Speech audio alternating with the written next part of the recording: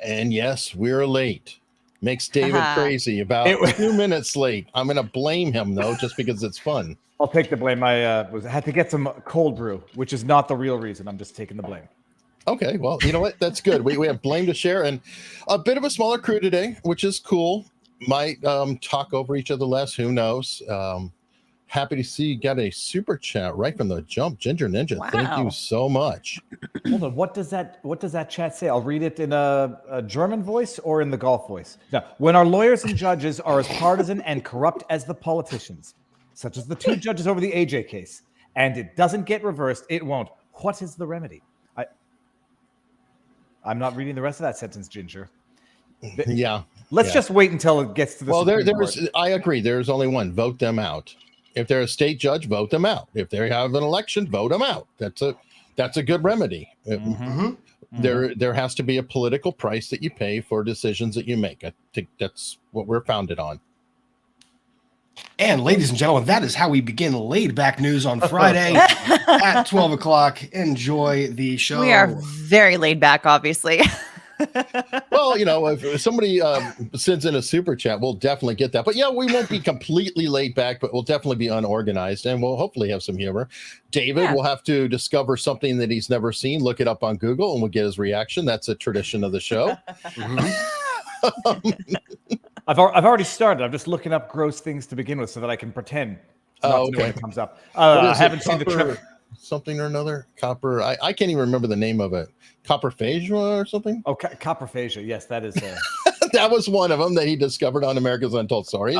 It was either hentai or futai. I forget which one it was. Fuda, I believe, because that comes from the Nick Rekieta tradition of no balls. Why are we already here? It is weird.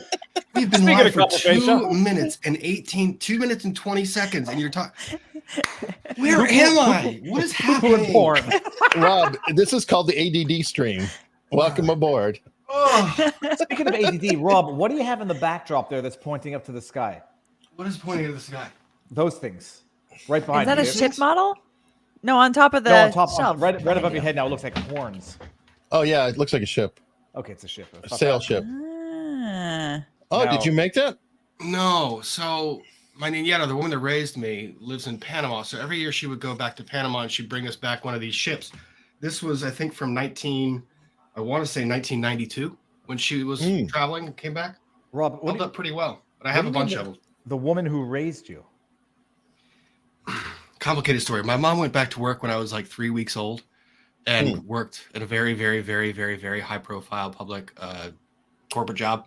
So we had someone who lived with us. So I have mom 1 and mom A. They're both moms. So they lived with me until my sister was like 30. Yeah.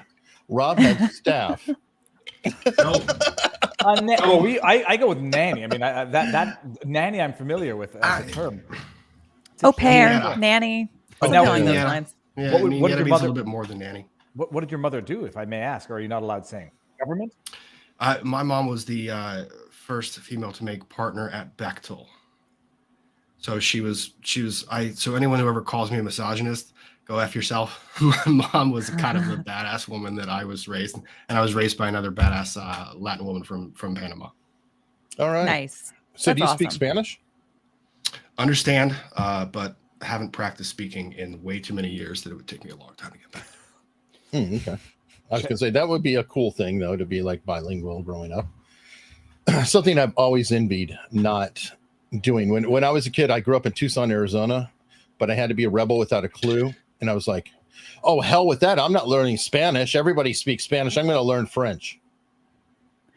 I don't know a lick of French and barely any Spanish. So brilliant choices when young, folks.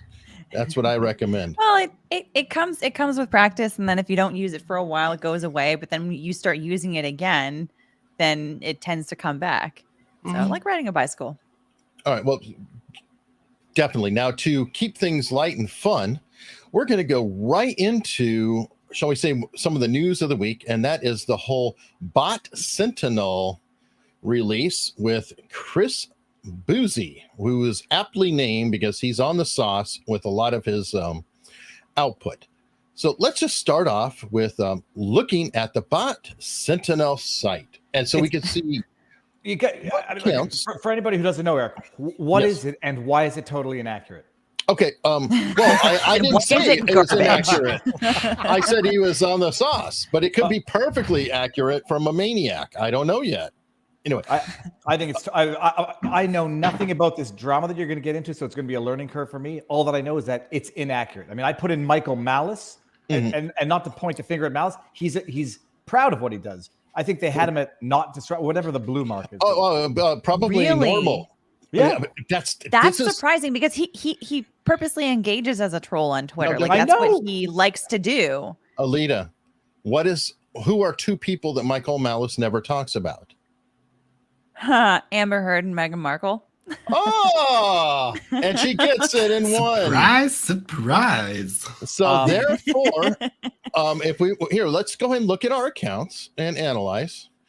So Eric, why do you say that? Does Malice as a policy not talk about Meghan Markle or Amber Heard, or just because he doesn't? He just doesn't. I've never seen a tweet. He doesn't happen to.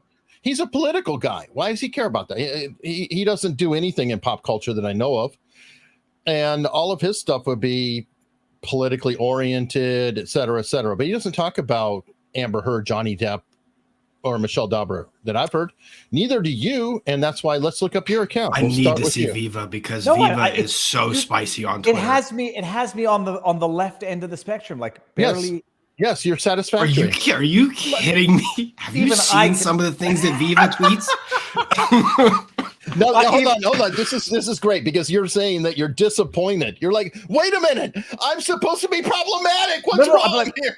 Even I can recognize, like, I make fart jokes about Jean-Pierre. I mean, I can appreciate that people might think I'm spicy on Twitter. But yeah, I put in Rubin Report. I put in people who are proud of needling the bear. So let's look at that. Okay, so David, so far you're leading because you're first. And what was that? 26% satisfactory. Oh, God. Rob, you're starting to bleed over here. Rob, you're heading too disruptive. I don't know. I am worse on Twitter than Viva Frei. Yes, you are. Justin Trudeau, if you're watching, I'm satisfactory, baby. Oh, that is too rich. Oh, hold on. That is funny. Oh, no, I'll go even better here. Let's get somebody who's not here. How about Barnes Law? Now, he can get spicy. Let me predict it. 26. I'm worse than Barnes? Oh, yeah, Hold you on. are. Literally yells at people on Twitter. Oh, I will. Put me on the field, coach. You're going to be worse, I promise. I'm ready to go in. I bet. I'm going to take care of myself first, though, because I think yours may be higher. It's just a gut feeling. Mine, 27% satisfactory. And I'm nowhere near as spicy as half these. You're 1% worse than me, Eric. You should be ashamed of yourself. You're I am menace ashamed. to society. LegalBytes. We got to do the umbrella guy after this. Satisfactory, like Rob, but no. Notice you're heading to disruptive. I thought I was 39% actually. So I don't know. Maybe I've put enough puppy and kitten retweets. Maybe or something to like drop my percentage. This is the funny, like Alita's Twitter page is, here's a controversial topic and here's a puppy falling downstairs. I love that. By the way, I retweet a lot of that stuff. By the way, let's look at this here. Do you want to see a proper account? Let me see. I believe it's Dauber. Oh no, don't do it. Any guesses what her score is? 2%. I don't even know what the criteria are. Perfect. You're kidding me. Michelle Dauber is the perfect account, according to this. Now, if somebody could type out how to spell Camilla, I would love to look up Camilla. Hold on, but have we done the umbrella guy? Michelle Dauber, who literally talks about he's actually surprisingly somebody doing things to unalive themselves, a certain celebrity. She makes suggestions. 44%. He's done much better than I expected. I expected him to be full on problematic. Yeah. But me you know too. who is? Especially You know, since he got like a full like shout out dig in the Bot Sentinel report this week. oh yeah, you did. But hold on. Here's a disruptive account, guys. Who's that? Who's that? I can't read. Nate the lawyer. Can you put in Jordan Peterson? I'll give him that one. Nate's a pain in the ass. Put in Jordan B. Peterson. I mean, the guy who got kicked off Twitter for the dead naming scandal. 23%. He doesn't talk about Amber Heard. It doesn't. It doesn't talk about Meghan Markle. No, this is the Alita and I are more controversial than Jordan Peterson, who got kicked off of Twitter for violating the terms, for disrupting so bad. Yeah, Ricada Law. That's a good one. I bet you he's really low too. Guaranteed. But this is what I love. It is so upside down. What are the criteria? What are they measuring here? If they're measuring, it's Amber Heard and Meghan Markle. Whoa. They don't say that they measure that. They don't tell you what they measure. They just tell you, we put this through a bot that we, set up or whatever. They don't get, I mean, as far as I've been able to see, I mean, I haven't come across anything that explains how they get these numbers. Put Steven Crowder in. I mean, I'm sorry, Nick Ricada was 23%. Is it a Steven Crowder or lateral Crowder? 23%. I don't know what it is. Hold on, I'll go check his handle here. Yeah, this is stupid. This is 11%. Yeah, but make sure it's the right one. No, this is worse than that news aggregator one. Like the news aggregator one that says you get 33% from left, 33% from right. That doesn't say anything about the individual other than where they get their news from. This says absolutely nothing unless there's some criteria that it's measuring something that I don't know, like Amber Heard. Is that even? I still think I put out tweets that are critical of Amber Heard or defensive of Johnny Depp, or at least accurate assessments of the trial. How about Donald Trump Jr.? Let me see. Oh, he's this guy's. I don't know his account name. So say whoopsie doodle. Well, I know Donald Trump Jr. because he follows me on Twitter. Here's another one who follows you on Twitter that you shared with me. Oh yeah, I don't know if I hope he still follows me. I made a very funny typo. That's how we made a perfect account. Tom McDonald.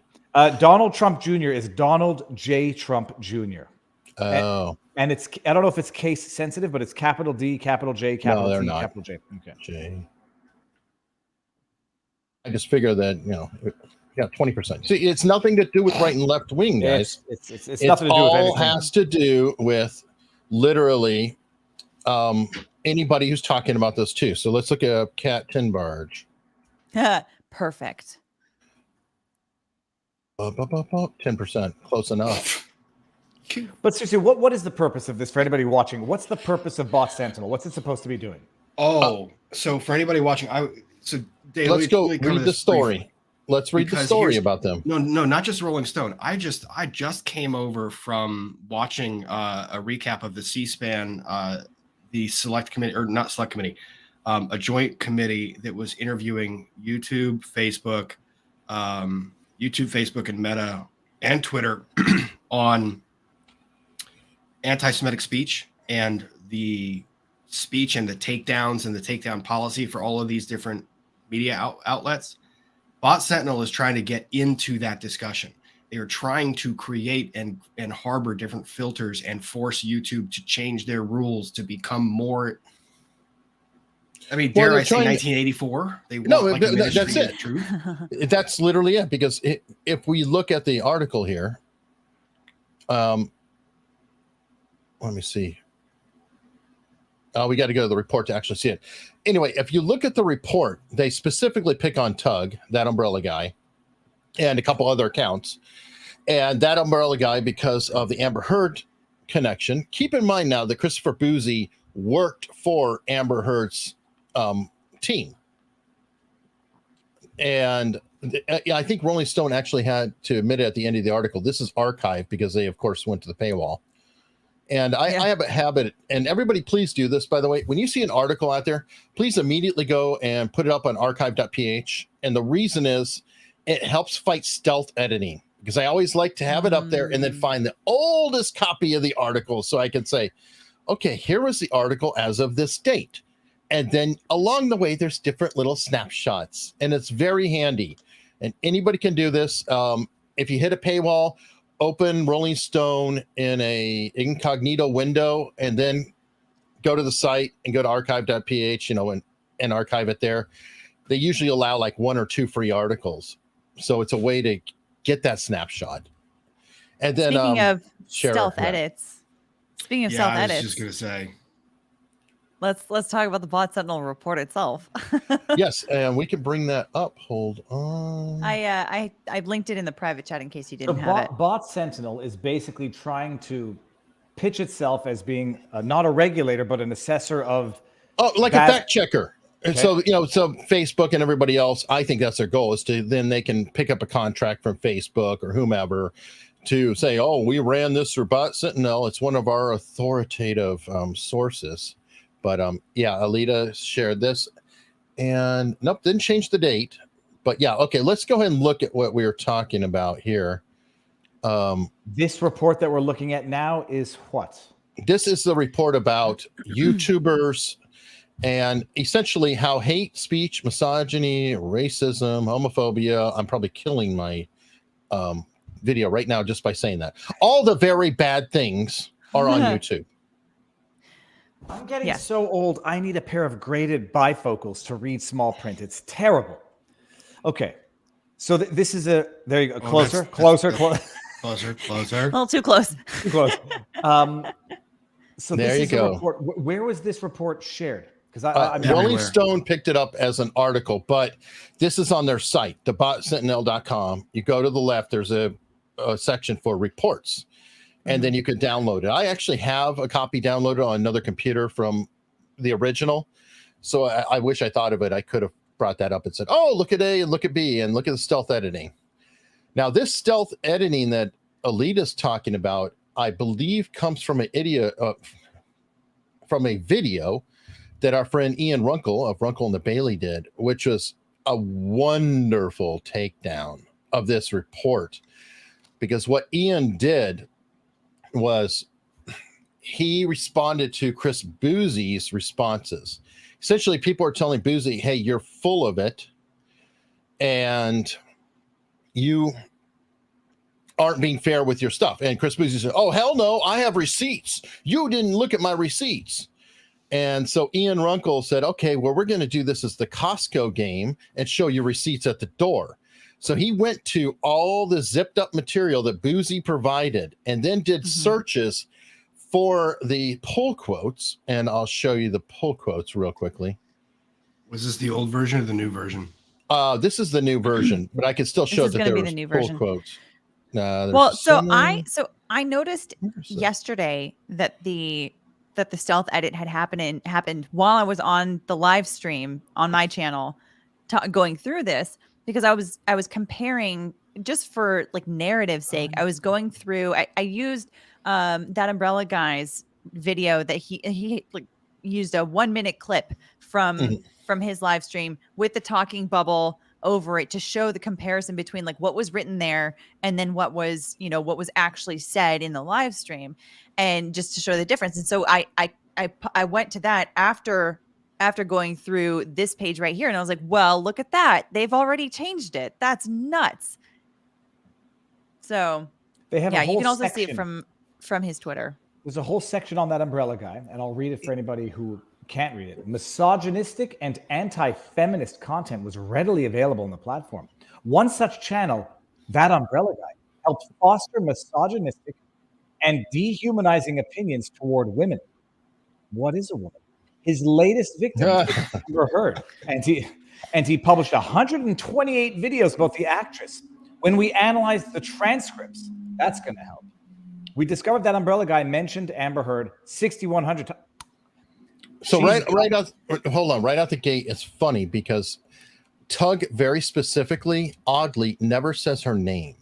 If you ever listen to a video he does of her, he'll say that certain Aquaman actress, Starlet, or Starlet, or I think he says AH occasionally. I think the cornering says AH, but Tug generally has a sardonic voice, and he says this certain and he never says her name. So right there. Okay, so somebody just confirmed. He says AH. He'll go back and forth, but he doesn't say her name. So already out the gate, you know that that's going to be problematic because this guy didn't even define that. Now, what is so significant about this and why this matters? Obviously, he's full of it. Obviously, this is a hit job, hit piece, whatever. But keep in mind, and Alita, I'm sure you're familiar with that Reddit post. We're all on it. Even you, David. You're on that Reddit post too. The Reddit post is tied into this. This is an active group, and I'm willing to bet that Reddit is actually controlled by Amber Heard's publicity agency or whomever. But look at the middle here. H and whatever. Bad policies on YouTube. I get scared to read anything on YouTube. It's just ridiculous. But anyway, why would you point this out and then you put in this policy statement here? You're trying to say that YouTube isn't enforcing their policies, and here's somebody who's running amok. But the truth is, it's a complete lie. And Runkle shredded him because on one of these, let me see. Oh, he did separate the quotes. Okay, so here's a perfect example. No, hang on. Wait, give me 1 second. I'm going to pull it up as a separate exhibit, and because I've got them layered one on top of the other. So Good. Share that then. I am. Can you imagine that anybody could say that she's got those psycho eyes is a form of harassment and cyberbullying? Are we 7 years old? Yes. She looks crazy. She looks crazy. Oh my goodness! Well, then they better not air that episode of the cat David, lady on Simpsons. David, it's even worse than that. If you look at the context, he doesn't say that. He's talking about the case. That looks crazy, and this is so far taken out of context. And this is the improved version. So here we go. Right. This is a report produced by YouTube. Hold on. Here's the old top one. Top one is how it exists today. Bottom one is how it was published. Unbelievable. Yep. No ellipses. No quotations around the sentences. I mean, it's like just coming at this from like a lawyer's perspective. If we're going to be filing any sort of motion or anything with the court, and we are using quotations from a source, we have to be accurate, right? If you are going to truncate a series of sentences within one particular body of work, and you put all of those within one quotation, you have to add ellipses as an example. And you can't write it in such a way that it's going to be misleading. This is so misleading the way that it was written. Even ellipses, like Runkle said, and I agree, ellipses only covers a little span. I think it was the last one. Her lips are gross, and the second part after the ellipses was 6 hours. 6 hours of transcript. So an ellipses, as he put it, would be fair to say, I'm talking to Rob and saying, Rob, I'm going to the store right now. Somebody interrupts and I say, hold on just a minute. And I'm going to pick up milk. So if somebody said, I'm going to the store now, ellipses, I'm going to pick up milk, I got rid of irrelevant content. And it's fine. It's just something there for clarity, but I acknowledge it with an ellipses. 6 hours is not a segue here. 6 hours. Hold on. That's like me starting my breakfast and saying, man, I really am nervous about going to meet my teacher. She is A. Fast forward to when I'm having dinner and I say, this food is disgusting. She is A. Yes. But hold on. She looks crazy man dip, and that's not even in the revised one. What the hell is crazy man dip? You want to know why? Because there's a comma. They didn't review the actual statements before they put them in here. They didn't actually listen to hear what is he talking about. Man dip is not anything that he said. He said man dep, comma, and then dep. Comma. And it's something along the lines like man dep is like poor guy dep or something something along those lines. Yep. So it's like a part of a whole other. I mean it's a mess. It's a huge mess. So clearly this has been done in a very, very sloppy way. And it's like You know, I don't know if it was part of the basic like transcripts that I guess were attached as a massive zip file to this thing. Like that's one thing. But when you are going to take that out and feature it very centrally as a very important part of your report to say, hey, like I am sounding the alarm on these YouTube accounts, on these YouTube channels because they're doing this crazy stuff. At least freaking look, like not only look at the transcript, but compare it to what actually happens in the video to make sure it's accurate. Well, here's the point too. By the way, this is covering a period of time where he was going on and streaming 8 hours a day, damn near. Yeah. Not quite as long as you, Alita, but I mean hours and hours and hours. And it's like all you could pull are 4 pull quotes that are all bullshit in a span of weeks of content. Yep. This is 100% garbage. But I have another question. Has that Umbrella guy's YouTube channel been demonetized, or has he been penalized on the platform? No, fortunately, but he's teetering. Just released a story today. Newsweek just released a story today that the accounts that have been subject to review based on all of these broad things we're not violating. Not violating. Okay, no, because that's where like you're quickly getting into, I would say, either deceitful or deceptive business practices or just outright malicious interference. If they're fabricating a pretext to try to then economically harm, and I mean they as in YouTube, not as they as in third parties. I actually have a question about that since I'm on with 3 lawyers. Oh my. Can action be taken against these individuals? Like right now, they pretty much have a free-for-all and they're just throwing crap out there, which is disgustingly defamatory. And I find it very funny that they're actually attacking lawyers of all freaking people. Could there not be a recourse? And I don't expect it to necessarily go to court or win or whatever, but why is nobody putting them back on their heels? Why are they not getting served? And let me give you an example. Kat Tinbarge claims that she was able to dox the real Laura B because she was sent a cease and desist letter, and therefore that made it newsworthy and she could be a public figure. So I have a question. Why then aren't people sending a cease and desist lawyers? All of you could write it yourself to, let's say, Camilla. And now is she going to be public news? And we can get the identity. I'm just saying that I feel like one side is just writing anything they want out there, all the slander, all the libelous material they can come up with. And it's a free-for-all. And obviously the tech companies are fine with it. But courts aren't. Shouldn't they have to, kind of maybe answer a little bit? Let me answer your question with all animals are equal, but some animals are more equal than others. Animal Farm. And I expected lawyers to be the biggest shark in the pool. I can't speak to the American side of things, or there's good. I don't know. If someone were prejudiced and I were a creative thinking lawyer, and I don't think I'd be curious as to whether or not YouTube, under these circumstances, could hide behind Section 230 immunity. But I would make the argument of some form of unjust enrichment, deceptive business practices, go to a jurisdiction like California, which venue-wise might be problematic, but at the very least, legislation-wise, probably has some laws on the books that might govern wrongful interference or financial harm on a specious basis. I mean, I don't know. We still have it. It's called tortious interference with business expectancy. That's what the law is. It's called tortious interference with business expectancy when someone interjects themselves, commits a harm wrongfully, and that harm adversely impacts an actual expected business gain. For example, if I was a baseball player that was being drafted and I had the contract signed, and the day that I go in there to receive my bonus, someone comes out with a fraudulent report that bashes me and then they fire me, I can then sue that person for interfering with what I was supposed to gain in that contract. Or suspend you for damn near till the end of time. Like a case we'll be talking about later. Super hard to prove. Super hard to prove those cases. And by the way, I understand that, but I'm just thinking that with all this legal talent, why can't letters be written? It's like there's a free for all.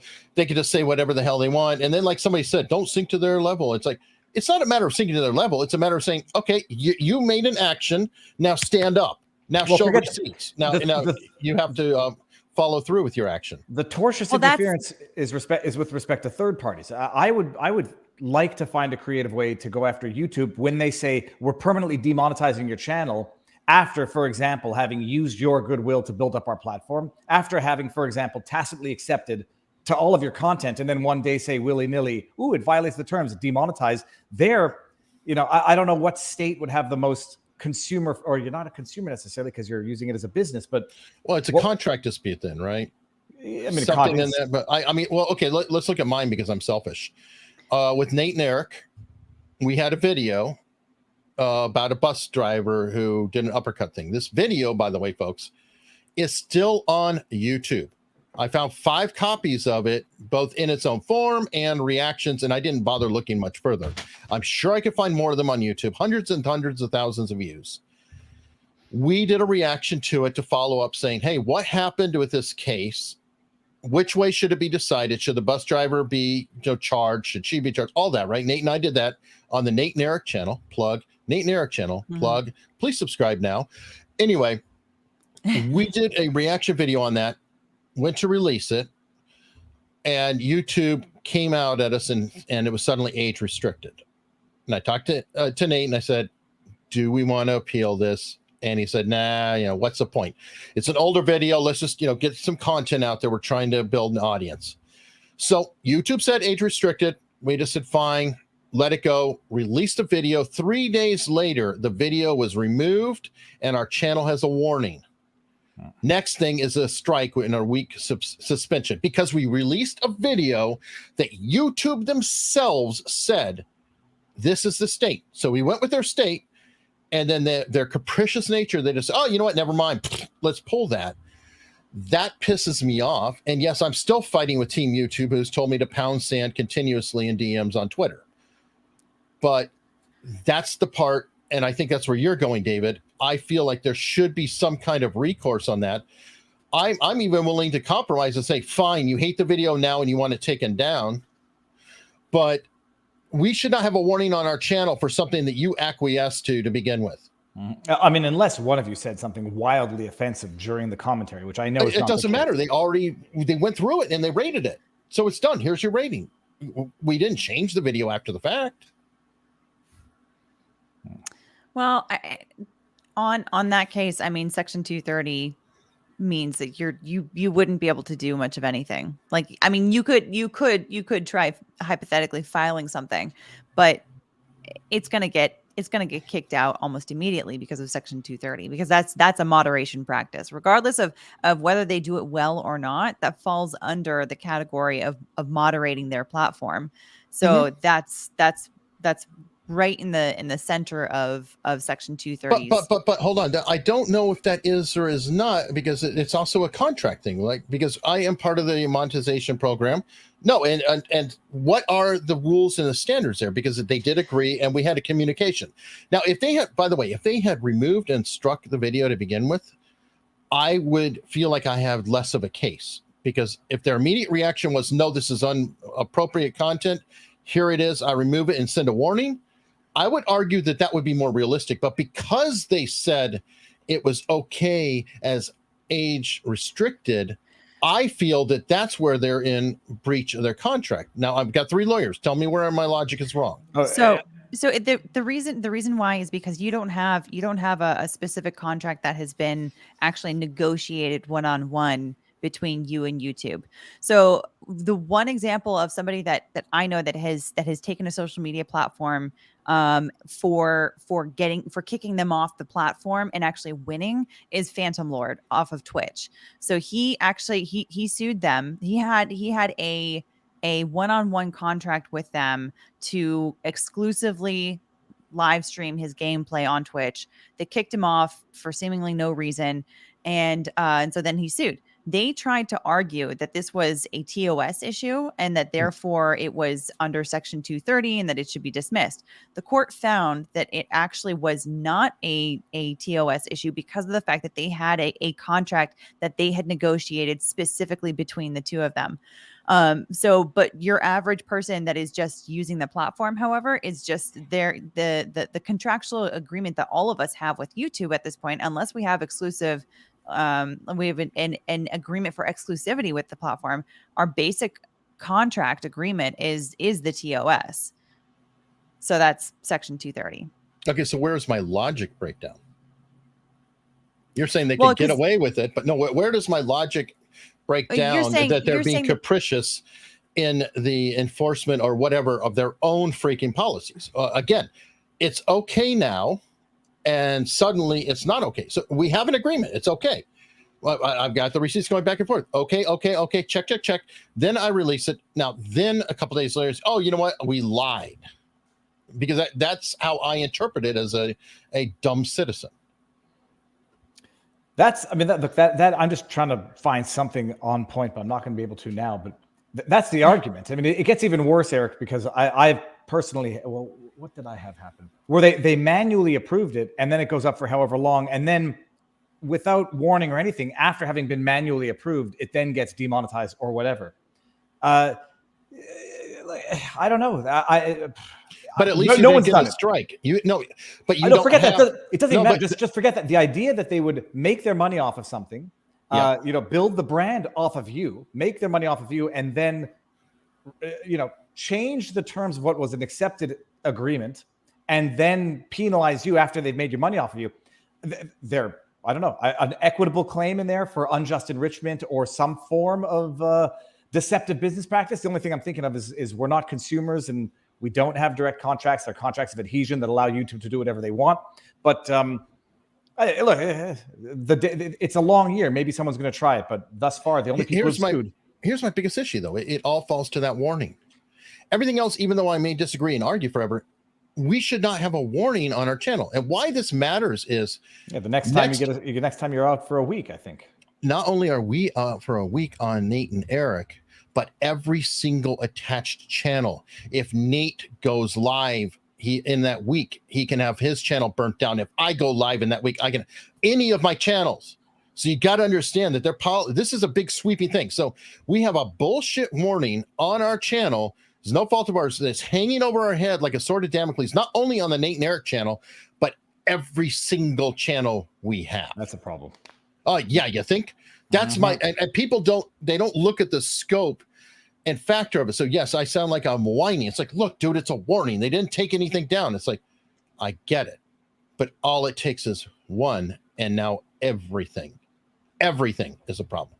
And that is why I feel like every single warning should be fought tooth and nail. Every single thing should be fought tooth and nail. And I will probably keep fighting it, whatever, because I'm Sisyphus. But I'm very frustrated by it, and I feel like people should know this.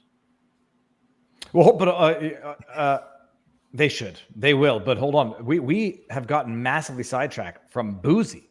Yes. Well, now that I'm thinking about it, what was the end of the story with Bouzy? Oh, there is no end of the story. Rob has a lot more information. Let's learn about Christopher Bouzy, because Rob has been busy and he's been looking up the individual. Christopher Bouzy is the gentleman behind Bot Sentinel. It is his organization, even though he doesn't apparently always claim it. So, Rob, do you have some show and tell? I do. I get mad when people go after my friends, and when they do so kind of wrong. So a lot of people have very appropriately called out Christopher Bouzy for this report where he really didn't disclose. Well, he didn't really do his research properly. Then he didn't disclose changes he made to it. Didn't disclose that he would have been compensated by Amber Heard in 2020. And then he started going out with these ad hominem attacks against everyone who was critical of his thinking and his analysis, including this ad hominem attack, which was an attack on our good friend Joe Neerman. So, as you guys can read here, Joe, you are a quote-unquote lawyer, so immediately throwing shade, asking people to pay to join your community for, quote, exclusive content. You have a YouTube channel, advertising, blah, blah, blah. Venmo, you're one level above 40-year-old internet troll living with his parents. Dude, you are not in any position. He's got 6 kids, but never mind that. Yeah. Yep.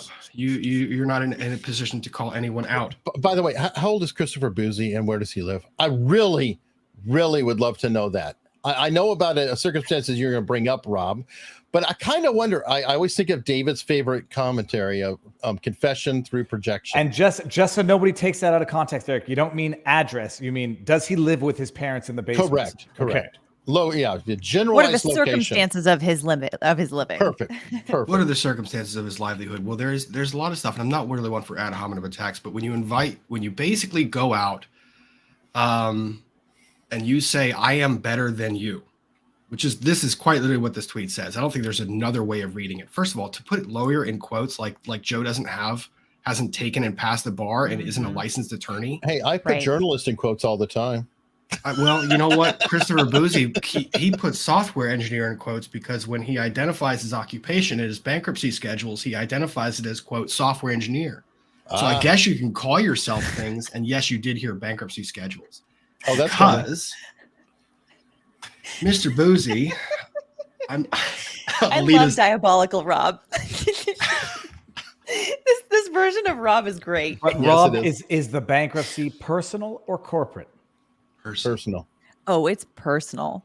Yeah. Everything is personal with him. This becomes personal when you personally attack my friends. So maybe you should think about that next time, sir. Anyways, Mr. Bouzy files a voluntary petition for bankruptcy in 2019. Now, he filed that petition on August 16th of 2019. That date is kind of curious because prior to that, his girlfriend had filed bankruptcy. Please share. Let's see. Prior to that, his girlfriend had filed bankruptcy to basically prevent the eviction that they had from an apartment. Now, this is going to sound kind of odd. And by the way, this is all publicly available information that's available and accessible to every single person that is out there. It is on Pacer. I did not pull anything private, and I'm not sharing anything that is confidential or otherwise personally identifying information. And these are business addresses, not personal addresses. So they're offices. This is public court filings. You can't even, you could redact it if you want it to be, I don't know. Just to be clear, we want to say it and address it. So the man who is accusing, or I say not slandering because no one takes it literally, who's throwing shade at Neerman, suggesting he lives in his parents' basement, allegedly, from what you're saying, Rob, filed for bankruptcy protection to avoid eviction from his or her. Not alleged. He did file. He did. We don't know the intention. We'll get there. Well, David, I'm good at. I like storytelling. I love it. Okay. I got to calm down. I love doing this because I have to build up the anticipation. So his girlfriend files for bankruptcy to prevent their eviction. This is the motion for relief from stay, which is a motion to be let out of the bankruptcy case so that you can proceed to evict someone that has filed for bankruptcy when they're still in default. So in April 2019, he leases this apartment in Lodi, New Jersey. This is from the landlord who is now being forced to sue Mr. Bouzy rather than his girlfriend, Ms. Harrison. So the tenants paid half, so $1,100 as opposed to $2,200. And then when they failed to pay rent, she tried to file a lawsuit to take possession of the property. They scheduled an eviction hearing for June 19, 2019. The day before that eviction was supposed to take place, the girlfriend, Ms. Harrison, filed for Chapter 7 bankruptcy, basically trying to stop the eviction. You can do that. That is lawful. It's not effective. Talk to a bankruptcy attorney before you do it, because when you file a Chapter 7 bankruptcy, you actually don't stop very much from happening. You just say, pause it for a period of time. I have a question. Mm-hmm. Under what circumstances would a bankruptcy be more desirable than an eviction? The bankruptcy was done for no other purpose than to stall the eviction. No, exactly. Well, so why? Hold on. I mean, a bankruptcy, you have that's on your record for like 7 years. Alita, you assume that we're talking about somebody who has pride. Well, someone who honor, sense or of someone honor. who wants to take out a loan for literally anything. Alita, I think the strategy, I don't think is to follow through on the bankruptcy, but rather just to restructure, reorganize, get the creditors to agree to a lesser amount, and then petition out of bankruptcy. I don't think that. Or the strategy. The strategy in the case of a pro se filer in bankruptcy cases, 90% of the time, is just to be a dick. And we'll get to that part too. Okay. There are some strategic reasons. Like, for example, if your home is being foreclosed on, by the way, if you guys are in the chat, anyone's dealing with financial struggles, talk to a bankruptcy attorney. They are available. They do consult about this stuff. So you don't do stupid shit like this. So the girlfriend files bankruptcy to stop the foreclosure the day before the eviction proceeding. The landlord properly asked the court for relief from stay so that they can continue the eviction proceeding. A new eviction date is scheduled on August 20th. And then do you remember the day I said that Mr. Bouzy filed his bankruptcy? August 19th. Yep. So the day before the renewed eviction date, Mr. Bouzy files bankruptcy. Now, this becomes even more interesting because Mr. Bouzy failed to disclose the existence of bot Sentinel in any of his bankruptcy schedules. Disclosed over, let me see, as of that date in August of 2019. Did bot Sentinel exist then? How long has it existed? I believe at the very least it's existed since, because he was paid by Amber Heard in early 2020, correct? I guess so. I believe so. I'm just going through Boozy's Twitter feed now and seeing some Nate of the says 2018. By the way, hi Nate. He's in the chat. Nate. I Oh, know Nate said so. Nate got a link. Bot Sentinel was incorporated in 2018, which means this that gets better. This bankruptcy filing was he failed to disclose the existence of an entity that had value purportedly. That's under penalty of perjury. Just FYI to anyone in the chat, when you file a bankruptcy petition and schedules, you are filing under penalty of perjury. People look at the what were the Real Housewives that went to jail for the mortgage fraud? Mortgage fraud. That's not the most. That's not. Is it Giudice? Teresa Giudice? Yeah. They got caught with the mortgage fraud how they pronounce because they filed inaccurate schedules. So when bankruptcy fraud never puts you in jail, but it always leads to what puts you in jail. So he failed to disclose that. He disclosed debts owed at the date of filing in the amount of let me see here. Summary of petition and schedules, $196,739 in debts and liabilities that he owed, comparing to assets of $13,000. So when you file bankruptcy and disclose that you have $14,000 in known assets and you owe $196,000, maybe people in glass houses shouldn't throw rocks. I'm going to share a link here.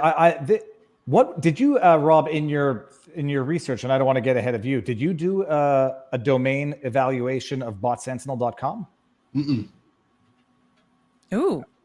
All right, we'll keep that on standby. Keep that. Yeah, let's do that on standby because this is one of my favorite parts. So the court grants the relief from stay to allow the eviction to proceed. The eviction proceeds. Mr. Bouzy no longer prosecutes. He doesn't show up for his meeting of creditors, and therefore the bankruptcy case is dismissed. So nothing is gained from this other than stalling time and a 1-year injunction on his ability to file bankruptcy again, because it's deemed to be a bad faith filing when you don't follow through with your case. But the landlord goes forward on the eviction. Mr. Bouzy has opinions on this. And Mr. Bouzy expresses his opinions on the proceeding and eviction by filing, where was this thing? That's the certification. Preliminary statement. There's the order. The adversary proceeding. There we go. Rob is having so much fun with this. Don't come after my friends. Just a lesson. Don't come after my friends because I find this stuff.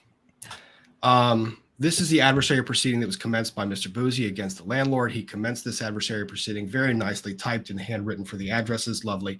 Page 1, introduction. Prior to the filing of this lawsuit, plaintiff repeatedly gave defendant notice of his bankruptcy and asked the defendant to stop harassing him with unwanted collection attempts. Defendant ignored plaintiff's requests and repeatedly attempted to collect pre-petition debt obligations.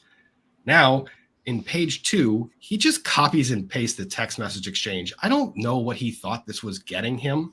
Well, no kidding. I like this. Pay your rent. Stop being pathetic. The only thing I feel sorry for you. Pay your rent. It's the right. I mean, I cannot help but feel for the landlord. Pay your rent. I mean, there's not much to say to you. Yeah. Miss Cernelli, Miss Cernelli, if you're broke, move into a lower rent apartment somewhere else. Try to get help from the government for rent support. Do something. Just don't just squat in my house and live off me. It's not right. I'm basically supporting your family. Does that make you feel like a man, me paying for you to live? His response, Miss Cernelli, please stop. You rented us an apartment without disclosing the flood zone. Why does that have an impact if there's no flood?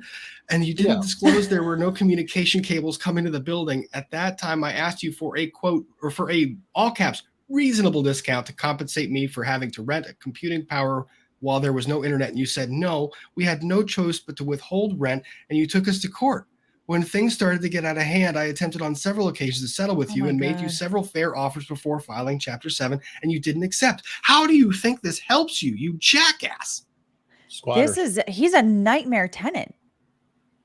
Mm-hmm. And you want to know Sorry, what Viva, you're muted. Do you want to know what his, quote, reasonable discount was? He took 50%, $1,000 off the rent, and he paid for 2 months and then didn't pay for 5 more months. How is that a reasonable What's his internet discount? plan? I'd love to see his internet plan. But what state is this in, Rob? Just to get an idea. New Jersey. New Jersey. So I presume it's very pro-tenant, so it's very difficult to get delinquent tenants out of residential units. No, the judge 100% agreed with kicking him out. The judge granted relief from the stay in both actions. Then he tried to go back against the landlord for violating the bankruptcy discharge.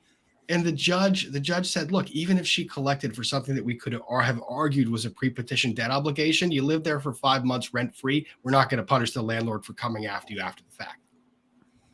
Wow. This man is he So I wonder where did he go after this? His mother's basement? Who knows?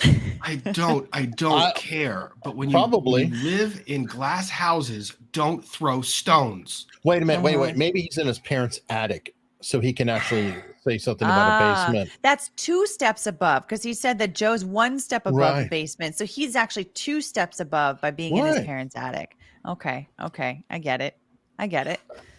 That's, oh my good God. All right. Well, that's interesting to know. Irrelevant to the debate, but relevant to the person. What about his disclosure about Bot Sentinel, Rob? You were talking about that earlier. He failed to disclose the existence of Bot Sentinel in any of the bankruptcy filings, or that he worked for them, owned them, anything in that regard. But Viva, you said you found something on the domain. No, I don't know how reliable these web domain evaluators are. What was the website that evaluated domains? Because I remember once upon a time plugging in Reddit's domain value. What was the best website to evaluate the cost of domains? I don't know. How much is my domain? Chat, rescue us. Someone's got it here. I ended up in Reddit. I don't want to end up in Reddit. How much? Oh God, that's a cesspool. He goes after Ian. So here's the 2020. By the way, did you make it past page 2? This is not on page 2 of the freaking report. I don't know where he's getting this document. Yeah. That is not in there. Yeah, it's past page 2. It's in the other folder. The one that never was published. Anyway, yes, Ian did the receipt. So I don't know. Chat. Any how does this guy have a blue check mark? Oh, of course he does. So does Michelle Dauber. So does Kat Timrich. But you have a Robert Barnes with over 200,000 followers on Twitter, a known lawyer, national television everywhere, all the time. He has no check mark. It is quite funny, Rob, what you brought up there, and someone has said it. Judy, you got this. He literally accused Neerman of housing problems that would affect his integrity. That's quite it's ironic. So, but meanwhile, Bouzy makes it into the news because of this Rolling Stones report. The Bot Sentinel website's been around for a few years, but doesn't seem like anyone's been using it. Does he have any connection to Rolling Stone, or is this just he made it in there because Amber Heard? Hacks. Rolling Stones are hacks. I mean, it's easy as long as you go with that narrative. The Rolling Stone's going to pick you up. Yeah, but remember, this is Mattress Girl Rolling Stone. They're looking for anything of this sort. It's absolute travesty. I don't even want to call it a publication. It's a birdcage liner at this point. So I think it's definitely easy to get in there. So that's the extent of the drama with Bot Sentinel. And is that enough? I'm sure he just started digging a little. It doesn't take. I mean, it gets even further. Actually, I could tell you other drama like. I forgot her name, but I did look at a video. Somebody go on YouTube right now. Look up the Bouzy affair. The Bouzy affair. Hang on, I'm right here. Yeah, that sounds like a very nice happy hour. Yeah, well, it's one of the people that he went after. Because remember in the report, he went after different content creators. Oh, hi guys. Hi, wave every wave. Hey. Well, at least I know he subscribes to us. I feel relieved. You're looking at my YouTube.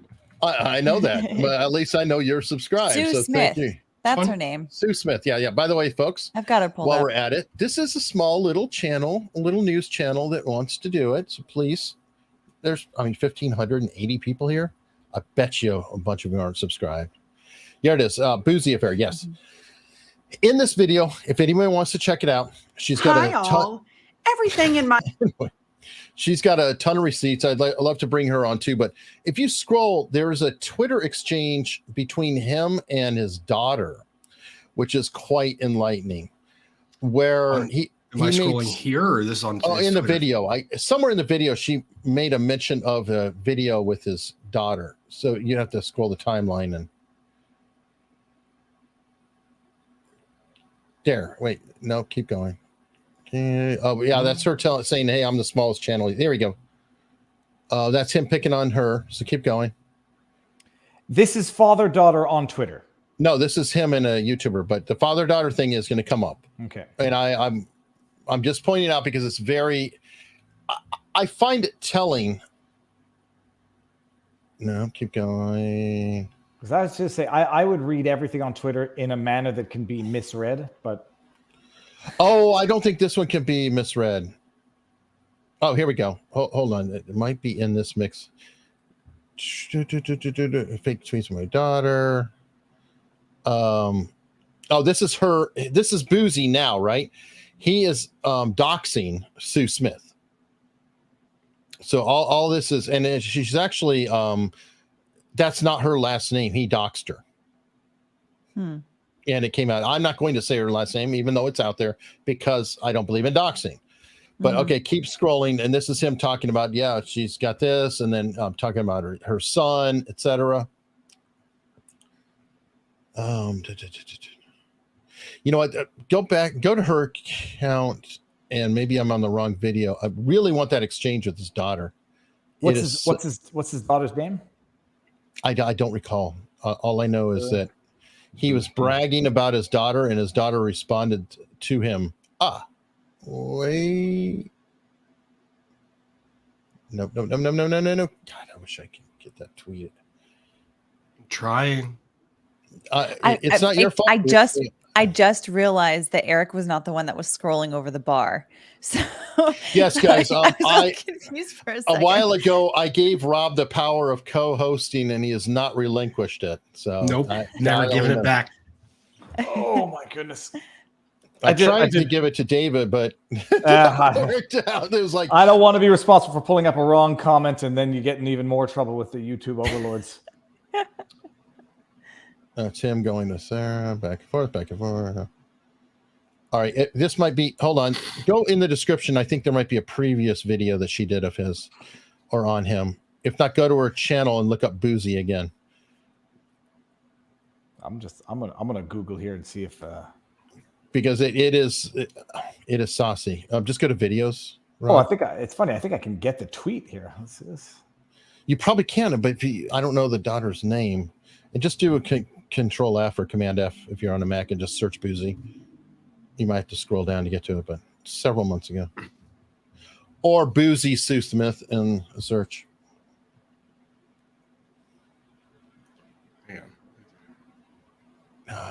Come on. I know it kills me to Did it have to do? Did the tweets have to do with racism? No. No. So I'm on one thing here that said. Not the bombed again. Go and scroll down a little bit more. It's so Bouzy. That's the one. Right there. It's so Bouzy. Oh, that started off like fiery. This is where she talks about the exchange. My question here is where is all of his Meghan Markle stuff? Like, where did he become obsessed with that? I think it's a racial thing. He pegged onto that. Yeah, it's funny. I'm just scrolling through the Twitter feed, and there's an article about online hate targeting Prince Harry, Meghan Markle comes from Small number of users. Yeah, Wait a minute, this- he's- But he's this 46? is selling the platform bot Sentinel analyzed over 114,000 tweets related to Duke and Duchess of Sussex for its new report. Okay, Mhm. so that's just that's fine. That's self promotion. Nothing wrong with that. Yeah, but we Hold on. did learn he's 46. keep going. Whoa! This guy. Oh God, man, who gave There- this guy there a it is. Twitter account? There it is. Oh, this is it. Make it full screen so you can see the exchange better. Mm, There you go. Theater mode that or full screen. Full screen actually will pop it the whole way. oh, And there then we you go. just do. Okay, so now here we go. This is him, and he's bragging about his daughter. So go ahead and watch that. Who's he talking to when he says what I've forgotten? You will never know. Louis Vuitton? Yeah, Louis Vuitton. Because he's talking about LV bag. Yeah, it looks like a Louis Vuitton bag. Now pause. And let's read her response. Oh. Now I'm sorry about the wait, that's- folks, but this is a payoff. Okay. This is his daughter. Oh. Now I'm not. Now I feel kind of. Ooh. So this is who you're dealing with. Do you know what he? Do you know one of his reasons? You know why he said that he shouldn't be evicted from his house publicly in documents? Because his girlfriend, Ms. Harrison, had just given birth. Sure, that goes over well. Uh-huh. Anyway, so again, sorry for the delay, but I think that this is a very strong image for folks to see and understand what kind of individual we're dealing with. Not a nice fellow at all. Alita, you got one of those puppy videos that we were talking about earlier? Yeah. First, I saw a dog dancing in the snow. Holy crab apples! Well, that the internet is forever. And speaking of glass houses, people, I don't understand what the That's when he went on his doxing rampage, by the way. Is after she had done that video, and he's just boom. But that's what characters like him are doing. And Kat Tinbarge, doxing. Taylor Lorenz, doxing. They're doing this over and over, and then using specious claims like, "Oh, there was a cease and desist letter, so therefore now you're, limited public figure." I talked to Nate about this on Wednesday on Layback News. Please subscribe now. Current channel. Hit the subscribe. Thank you. About how that to me, and you guys can correct me, but I think that's kind of a scam. Like, we're going to find a way to attack a person to elevate them into being public news, so then we can further dox them or release information out and say, no, they're a public figure. No, we can say whatever we want. Oh my gosh, this guy just tweeted 2 hours ago. That is how bullies operate. They want to bully others while playing the victim when they're exposed. Whoa, look in a mirror, bro. Confession through projection, dude. There's a reason it's on a t-shirt. I got to tell you though, if who created? I know we made the shirt way back in the day, but who like it's an old psychological concept, but it's pathological. It's pathological, and one has to be reflective of it. But the idea of going out and creating the internet drama to sell your product, look, Trudeau is fair game. Biden, politicians, fair game. The umbrella guy I don't think anything that umbrella guy ever said, even if it's saucy, makes that umbrella guy fair game for the time. It's madness. But I did not know that there were so many people, I don't know what the word is, but out there to defend Amber Heard and refuse to concede that they might have been wrong on the narrative. And this is the extent that they have to go to preserve their own ego. It's crazy. By the way, it's Freud, it looks like. Or he at least talked about it. Somebody else is saying Jung, but definitely Freud talked about the projection and everything, and they kind of described it. I don't know who quipped the phrase of confession through projection, but Freud went into projection, et cetera, et cetera. But we're gonna have projection inception. When I say confession through projection, I'm well aware of confession through projection. So it's not like I'm confessing through projecting by accusing someone of confession through projection. But That's meta, baby. That's meta. no, we got to get another shirt. Confession through projection inception. That's or you could shorten it to confession by projectionception. God, stop. projection inception. Why not make a portmanteau when it's perception? I'll just say have good insight. Have insight.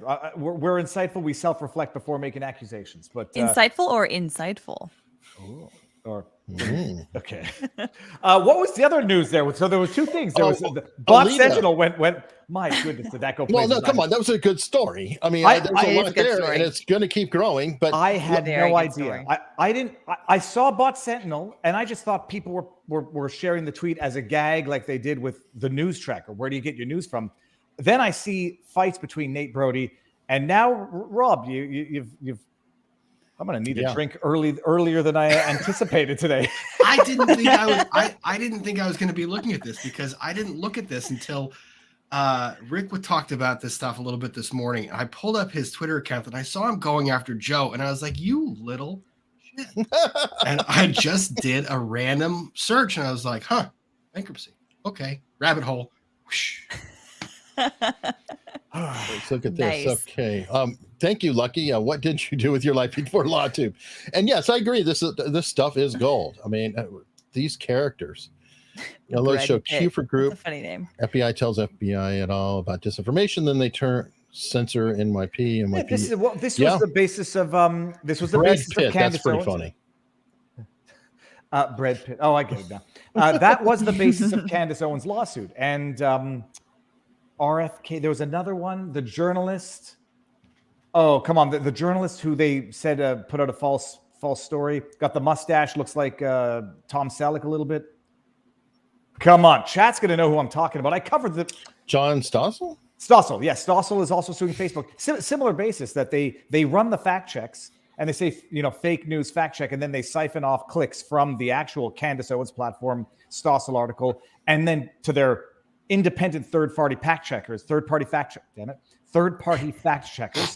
And say it again. I prefer a third party. No, it's like ingrained in my head. Don't get him on like duty comments. I want to play my video afterwards. But they siphon traffic from the original source on the basis that it's fake news to their own platforms, and they're not third parties. They're actually contracted with Facebook. But Candace Owens' lawsuit got dismissed, I believe, and I have to double check on Stossel's. I think it did as well. Speaking of farting, hold on. Before we go anywhere, speaking of farting, I got to do it because it's classic. Every now and again, I make myself laugh because I'm so funny. And hold on. I'm gonna get the maturity level. He's building this, folks. We're building and building. Here we go. Yes, you all think you're getting the news in the news. You're not. I'm putting this in the private chat, Eric. Uh-oh. Have you seen Karine, Press Secretary Jean-Pierre? She's can't seem to answer a question. And when you watch the original video, it makes no sense. I found the unedited version. Oh, boy. Eric. Hang on. I'm working on it. Roll it. The top one. Okay, hold on. Oh, no. Sound on? Doing everything that we can. Oh, God, Does the White House stand by those comments that the border is secure? What we stand by is that we are doing everything that we can to make sure that that we follow the process that's been put forth. That's why we have historic funding to do just that, to make sure that to make sure that the folks that we encounter at the border be removed or expelled. Does the White House stand that the border is secure? What we say. Oh my God! Obviously, people, the original had no fart noises. It had an answer. She couldn't get it out of her mouth, and I'm like, the only thing that can distract someone. Rob, what are you saying? Am I getting fact checked? This is a show of children, all of them. What did we advertise this? That it is laid back news. Obviously, we're not a serious program. Because everybody and Marion comes downstairs because she hears me laughing like an idiot alone in a room, like, and I'm editing it together, and it's gold. I know I'm onto something golden when that happens. Rob always tries to be the dignified presence of the channel, so this is wonderful. This is why, see, Rob's secretly a glutton for punishment. I always bring him on, and it's always spring something on Rob.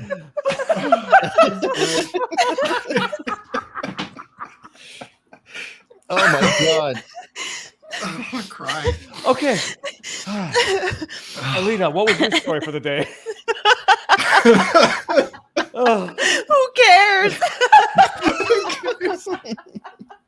I don't know why I'm still laughing about it. My eyes are burning. I got salt water in my eyes. Okay. And I'm sweating. I think the thing that made it even funnier was getting Viva's laugh track on top of it. Yes. the very high to the ceiling cackle on top of it that was just pure joy. Yeah, you do have that Bert Kreischer type of a laugh going, dude. We're mature adults, people. I'm 43 years old. I have a law degree and 3 children. Let's. I'm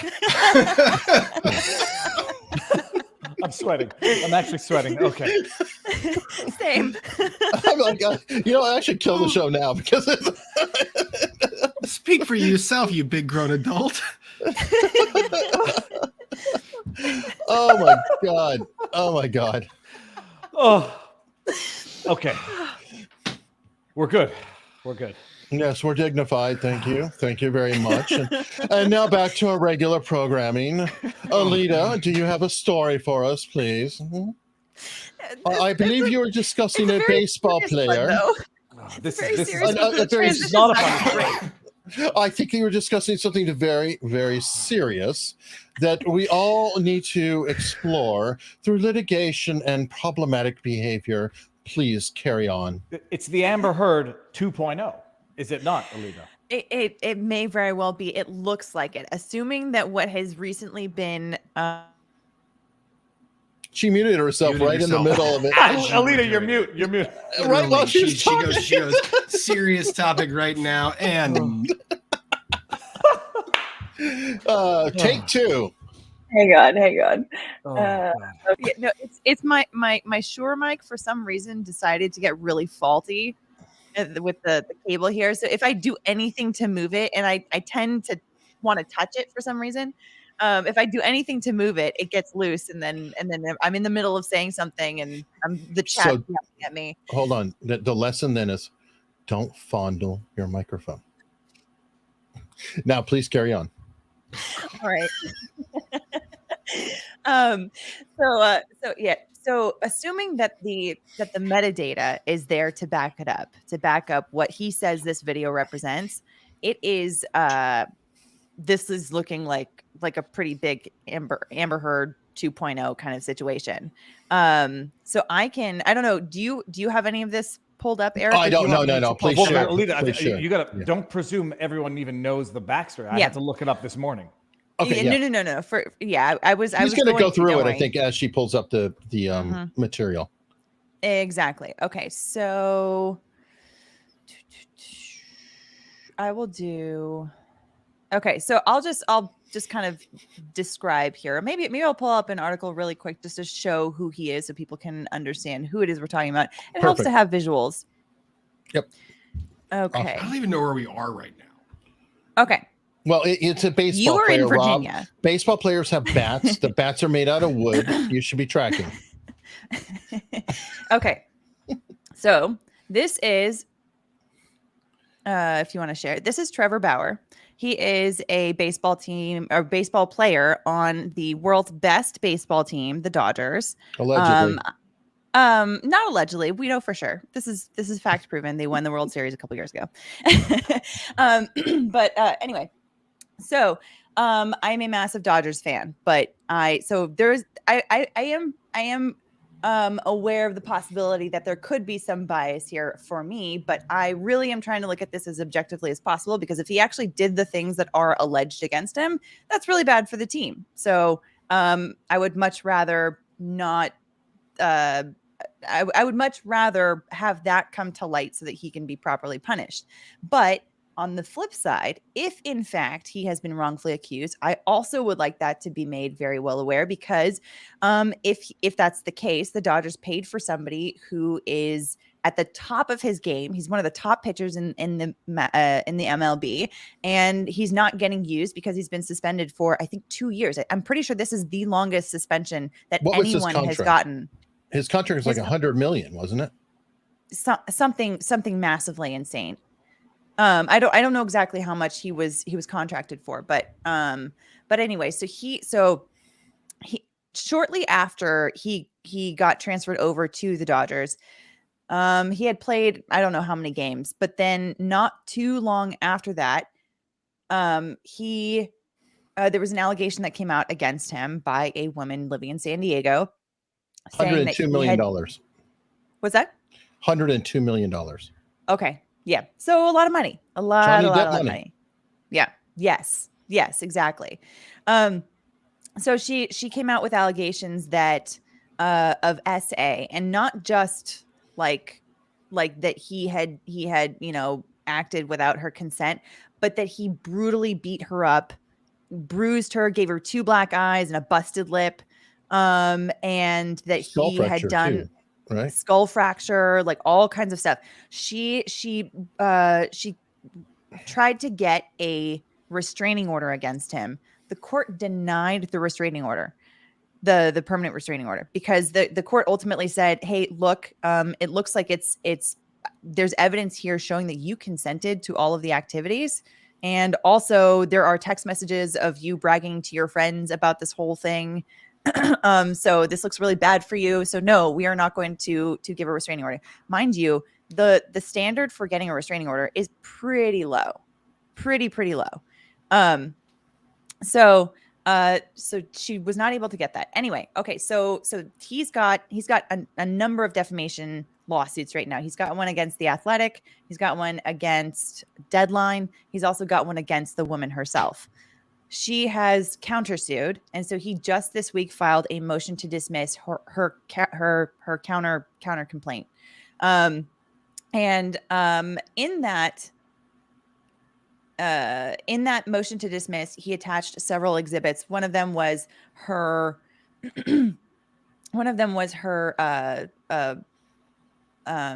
request for the restraining order, and then another one was a video that he says. Is sorry, I'm doing things at the same time. I'm getting a little bit distracted here. I shouldn't do that. But a video that he says was the next morning of one of 2 encounters that she alleges of. The second encounter, which she then comes back later, and the one that she says that he brutally assaulted her, gave her 2 black eyes and all this kind of crazy stuff. So this is a video for the next morning. Right. Before I pull this up on the screen now, folks, keep in mind, this is after her skull was fractured. She was beaten severely. Choked. Yeah, I mean, strangled. All these things. Okay, many bad things. So have that all in your mind, because we need to look for signs. Because obviously, we're going to be looking at a particular picture, and I'm sure that it's going to make Amber Heard look, healed and perfect. That there's going to be a ton of markings, right? So let's see. There you go. This is a selfie video. This is post skull fractures. That's him sleeping next to her by the monster in the bed there. What's she? Okay, because I've seen it. Just the question is, what's she doing right at the? That's missing a part. She's saying, "Look where I am." Yeah, but hold on. There's one thing right at the end here. If it doesn't have it, we're gonna have to get there. This. What's that? I don't know. Is she purporting to show a swollen lip?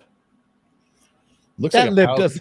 Yeah, that lip doesn't look swollen to me. Why smile? Why are you sitting there smiling? Like, no, like he's look over there. This is the look. I'm with. The way that I see that, the way that I read this silent communication is, this is a video to a girlfriend saying, Look who I just bagged. Yes. Yeah. It really feels that. Why? What? Look, she's pointing out who's there.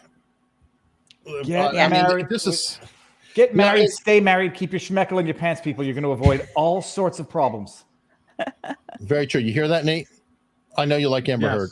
So you hear that? So you stay away. I like the from- crazy. Maybe I'll tweet that and get disruptive on Bot Sentinel. Oh, no, yeah. I sent out the tweet for you guys earlier going over the bankruptcy. So, yeah. It's going crazy. Oh, Oh good. no! Is he gonna come after me now? Hey, buddy, you know what? Don't go Did you after my tag him? friends. Make sure you tag Chris Bouzy. Now that so this- they call him bankrupt Bouzy now. So bankrupt Bouzy. Oh, you're trending. I love it. Hashtag Oh, bankrupt no. Bouzy. What is this, no. David? Oh, that was So- I don't know. Forget that. I thought that was this video that I just sent you. It's a longer video from Law and Crime or something. Okay, so chat, start voting here. One, if you think she may be full of it. Two, if this looks like a truly seriously injured person. Did they put? Is this Zuckerman Spader? Is that Bauer's? lawyer. That's Bauer's lawyer. Yeah. Oh man, okay, that's So, you know, so this this has is allegedly May 16, 2021, one of the two dates of the alleged Yes. essay. Okay. Yes, Essay. the one where she like alleges that he brutally assaulted her. Mhm. And one thing to note though is that Good there question, so Aria. she did go to the hospital, like not the next day, so not on the 7th or not. So sorry, it was like after midnight on the 16th that like they had this encounter. So then she went home like the next morning, 16th still. Then on the 17th, she went to the hospital and then had like treatment for bruising and all this other stuff. She had like an MRI or a CT scan or something like that, which actually showed that she I guess did not have a fracture in her skull. According to I haven't looked through it myself, but this is according to the filings that he has provided to the court. is that like that's one of the reasons why he's going after Deadline, why he's going after The Athletic, and these other people, is because they have been reporting on this, taking her word for it and saying that he fractured her skull as well. Meanwhile, they say that they have looked at certain documents, and he says in that package of documents you should have been able to see for yourself if you had actually looked through it, that there's a document there saying that she didn't actually have a fractured skull. So like these things were not supported by what the medical documents say.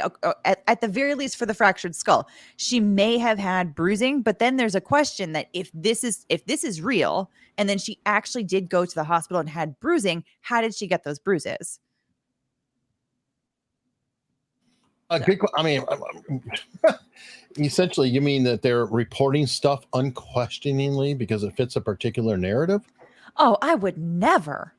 I know. I mean, because again, they're journalists. See, you can use scare quotes in the right place. Journalists do that.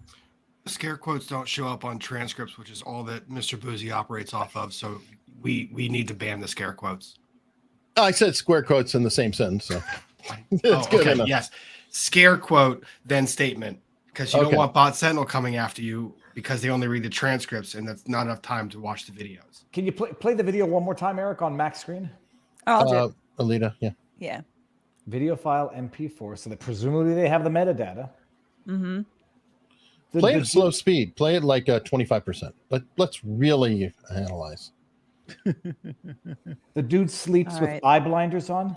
I Oh, know so- he's a little bit of a prima donna. He's a Hold on. little bit of a prima donna. Let's be He's real. a Dodgers player. Yeah. Hey, Oh, he's a top major league ball player generally. That's not just a Dodger thing. Let's be Hey, real. this is a guy who lives near I'm DC. What putting team is national to yours? it too, Rob? Nats. I remember the Nationals' first hatch screech on the field. I was there for that game. And All what? right, And here's at two others? 50% speed. Okay, hold on. Pause. Sorry, I'll go back. Yeah. Oh, what's on his chest? Is that his hand on his chest? It's his hand. Yeah, Okay. that's his own He's hand. just sleeping. I want to analyze he this is- thoroughly. Hold on. Pause it right here. I will say this. Yeah. He is that is, not the manliest way to sleep. Who sleeps with this whole, I thought he's a ball player. He's supposed to be masculine. What's this? He's sleeping like, this is. He's got no chest hair. Their bodies go through a heck of a lot of stuff. Okay, he's gonna have to have Tommy John surgery at some point on his arm, probably. They go through a lot of stuff. So he's got to Like press it up a little bit. He's got to protect the body. Oh, Jim Satala has an interesting theory which I'm not going to read out loud, but we got it. I'm not going to argue against that theory, but I'm not reading it out loud. Oh, and the pillow! Look at his pillow. This is a custom pillow that he's got. Like, Yeah, it is. This guy's got $100 million in the bank though, so I'm expecting him to be at the next level. $100 million in the bank, hot chick in the bed, and he's got his thing over his eyes. If you had that kind of money, wouldn't you spend all of that to live comfortably and have a comfortable way to sleep? Why would you want to I'll just say from a perspective of sleep apnea, his head is on too sharp of an angle. It needs to be a little lower, otherwise it constricts in the throat. But maybe that's why he's feeling I don't tired know. It's a custom pillow. That might be a U-shaped pillow that's nestling his head. That's true. So the sounds aren't coming through of you're mocking him. And his mouth is slightly agape, which means that he probably does have sleep apnea. Bauer. I don't have a sleep apnea. From what the evidence has been showing is that they had a pretty, rough night last night. So it's like, I still don't know how he was able to prepare. Like after you finish, I got to get all my stuff together. Moisturize, probably moisturizing everything too, right?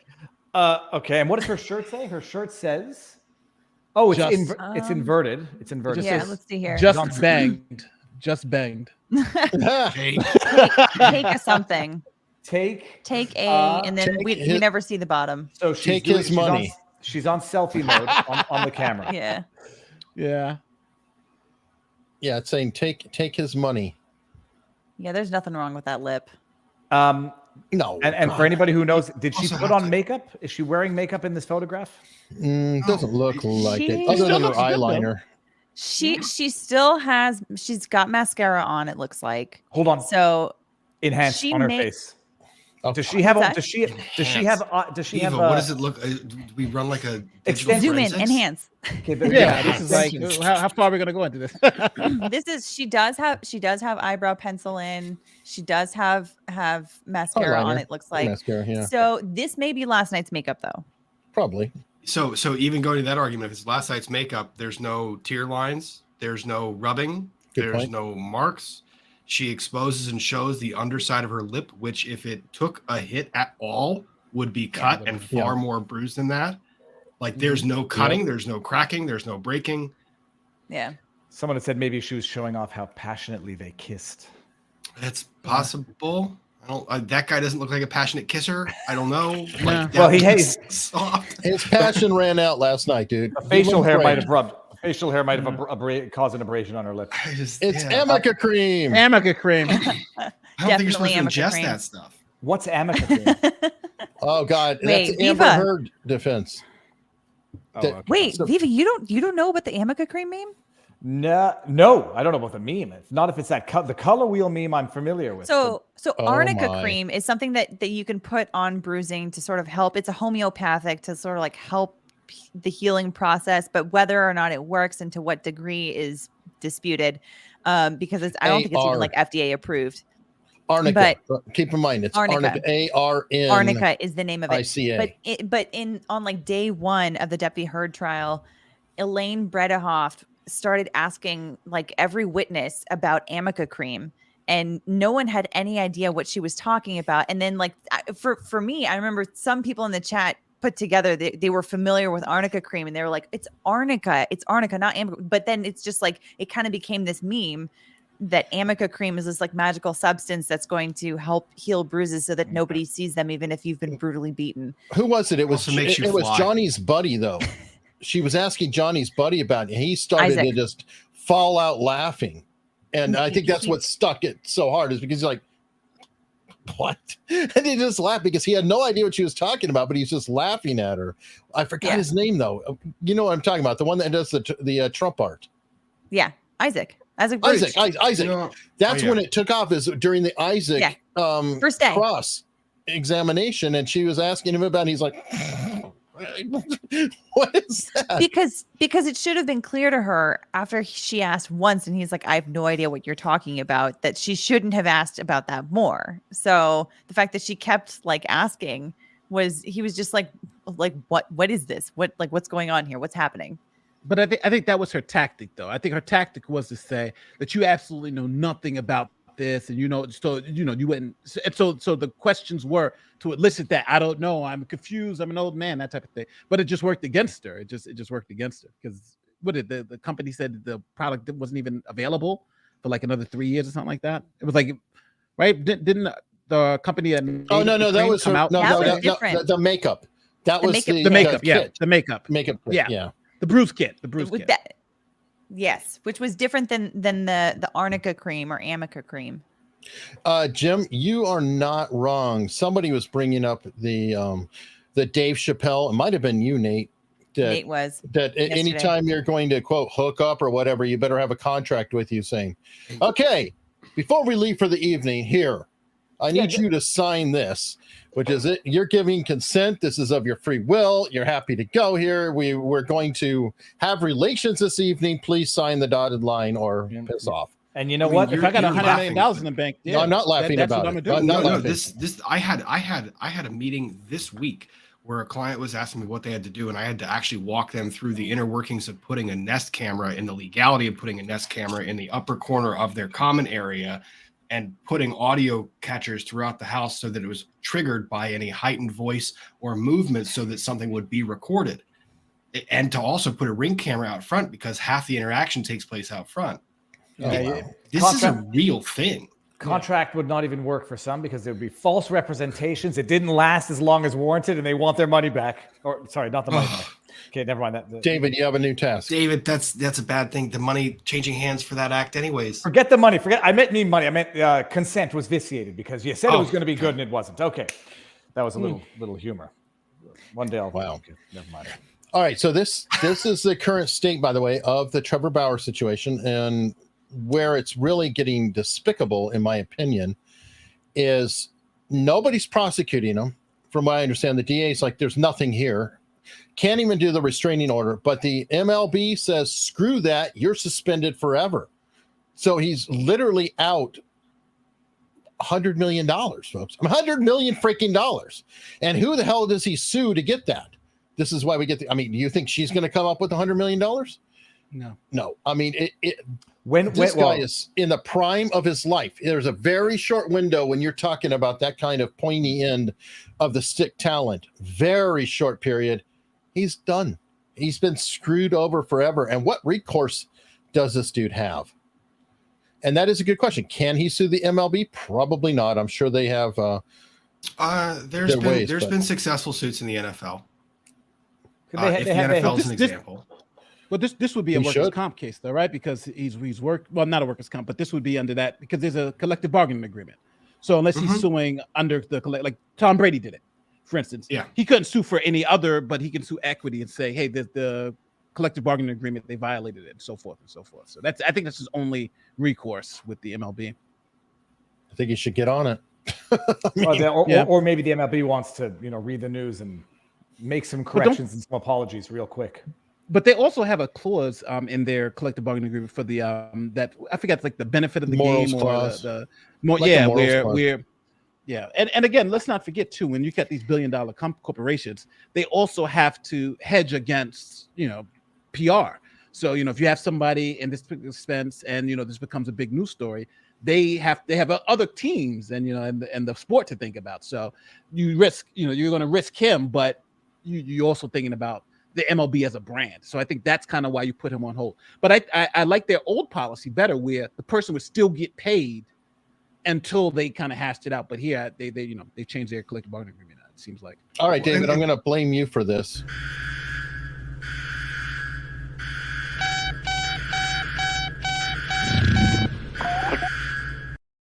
You know what would make that better if it had a lot of fart noises behind it, like. No. It has a motorcycle noise. That's enough. All right. Request review. So we talk about this, and actually these two stories, the Bouzy and this one, kind of interact with each other because I was just watching. I told people earlier I was watching a congressional panel interview. Debbie Wasserman Schultz is interviewing YouTube and interviewing one of the chief social media people of YouTube, saying, "You receive these reports of anti-Semitic comment. How long did it take you to respond? How can we make those response times faster so you can pull it down?" And the YouTube guy is trying to explain, well, when we get the report, we have to actually review the content to see if it is anti-Semitic, to see if it does violate a policy guideline. That takes time. And yes, it stays up for that period of time. And they're like, well, that's not good enough for us. There's this big habit that we have gotten to where reactionary legislation, reactionary policies, reactionary enforcement, where, you see something bad and the whole we're going to take a look at this and approach it pragmatically is no longer there. It's now throw caution to the wind. Even if it's not terrible in the end, let's do all the negative things immediately. And you end up canceling half of the people that get these. Well, wrongful... it's assuming that you are correct in your assessment that the content that has been flagged is actually problematic, that it actually violates the policy. You have to assume the conclusion in order to agree that should be taken down immediately. Take down first, ask questions later. That's the conviction. Treat all accusations as convictions. That's essentially what they're going with that, right? Somebody, you mean guilty until proven innocent? It's called guilty until proven innocent. But one thing this also does is that it gives power to the mass flaggers, like the Amber turds who mass flag our stuff and all that stuff. Oh, they mass flag this stuff, must be wrong. Let's just take it down and let them fight about it later. Versus somebody going to look and say, this is not right, because that was I don't know if you guys saw that. That's their copyright policy, Nate. That's their copyright policy. Is boom, they pull it. I mean, but somebody lays a copyright blocker. No, but that's the law. They There's do no way it you can get around similar. that. Oh yeah, but I'm saying, but that's literally That's no, you know what? They could immediately. If they don't take it down, they're responsible. That's why they have no choice. Like if I'm YouTube, I'm taking it down, right? If it's a copyright claim, because the copyright claim is somebody claims copyright. If YouTube doesn't take it down, then YouTube can be responsible for that. That's why they take it down. And then you have the counter notification. I like the escrow. I like the escrow principle because at least on the claim there's an escrow thing, but the whole block just doesn't seem right. Well, they have the option, but yeah. And then you did the counterclaim, and then if they don't sue you from the counterclaim, then you're good. So it's like the whole copyright thing is really just to protect YouTube. Because let's say somebody copyrights your stuff, you file a counter notice. I understand. Then 99.9, like how many people have ever been sued except for like Achille, obviously, who sued. You saw how that went, right? But that's like again though, Nate. But there's still operators who will use that to wipe out channels, especially with their BS 3-strike principle. So I've had a channel eliminated through a copyright activation, which, by the way, I won on counterclaims. So meanwhile, the channel's gone. So there are problems. So, I didn't. Oh, go ahead, Rob. I was just going to say, which one would you rather have? YouTube with a little bit of an arbitrary policy guideline, or those jackasses in Congress trying to draft a law that you have to pretend is going to be equally enforced and actually respect the First Amendment? How about C? That's true. That's true. How about C? No. We don't have to have a false equivalency. Why not neither? Because that's the way that they're pitching it right now. Like that entire thing, everything you're seeing on the Hill, everything you're seeing out of this legislation is they're yelling at YouTube and saying, you fix the harassment. And YouTube is yelling back and saying, you guys have put us in this ambiguous position. You fix it. And it's these guys, they're just yelling back and forth.